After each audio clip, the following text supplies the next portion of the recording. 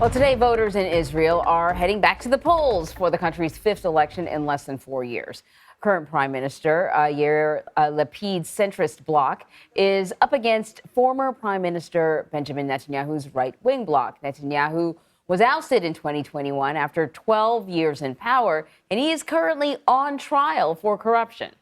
A foreign correspondent, Imtiaz Tyab, is in London following this election for us. Imtiaz, good to see you. What do the opinion polls tell us about Netanyahu's chances of making a comeback? And does his trial interfere at all with him running and possibly serving as prime minister?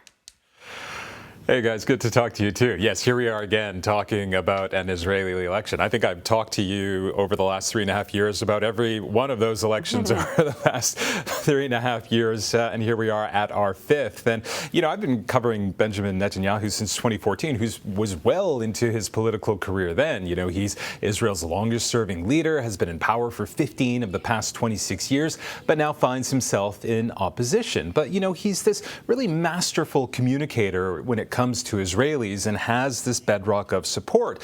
But Netanyahu has also alienated many of his traditional political allies, and it really does seem with every round of elections we've had in recent years that he turns even further to far-right parties in a bid to build a coalition, which is how Israel's electoral system works. And if he is able to build that coalition, it may mean this ongoing corruption trial, which he has been on and has been facing for quite a few years now, could be put on pause as he serves as PM, or potentially even scrapped. And of course, that's something he wants, and of course wants to have that job again. But when it comes to opinion polls, it does seem as if that it is a dead heat, that there's a lot of attention on opposition parties, but perhaps more than anything, fatigue when it comes to Mr. Netanyahu's own brand of politics.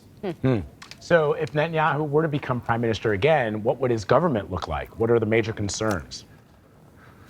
Well, it would be right-wing, but not just right-wing. It would be very, very, very right-wing. A real kingmaker who's kind of emerged in this election campaign is a man by the name of Itamar Ben-Gvir. Now, really, up until this election campaign, he was really best known as a fringe, Palestinian-hating, religious, far-right provocateur. Now, he's a settler who's from Kiryat Arba, which is one of the most hardline settlements in the occupied West Bank. Ben-Gvir has also been convicted of incitement to racism, destroying property, possessing a, quote, terror organization's propaganda material, and supporting a, quote, terror organization. Now, Netanyahu has said that he would offer him a cabinet position if they are able to form a government. And really what it is you kind of see the mainstreaming of this kind of rhetoric as Netanyahu, in the words of his critics, cynically pursues power.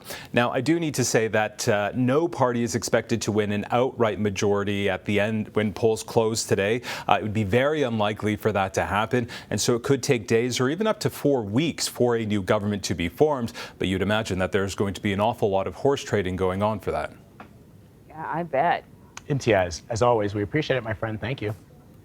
Thank you.